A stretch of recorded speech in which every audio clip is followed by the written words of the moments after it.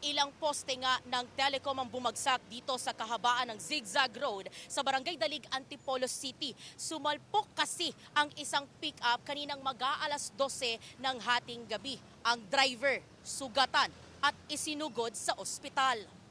Dalawang poste ng telecommunications company at mga kable nito ang humambalang sa kahabaan ng E. Rodriguez Avenue sa Barangay Dalig, Antipolo City matapos masalpok ng isang pick-up. Sa lakas ng impact, nayupi at nawasak ang unahang bahagi ng pick-up. Sugatan ng lalaking driver na nagtamo ng injury sa ulo at mukha ayon sa Antipolo City Rescue. Isinugod siya sa ospital. Tanging mga motorsiklo at tricycle lang ang mga nakadaan sa kalsada kasunod ng aksidente. Tumagal ng mahigit 2 oras bago muling nadaanan ng mga sasakyan ng kalsada ayon sa barangay. Patuloy naman ang investigasyon ng pulisya sa insidente. Inaalam pa kung ito ay nag-ugat sa road rage dahil ayon sa ilang saksing motorista, may habulang nangyari bago sumalpok ang pick-up truck sa mga poste. Ayon po sa nakausap namin yung motorista, may nasagi siya isang kotse.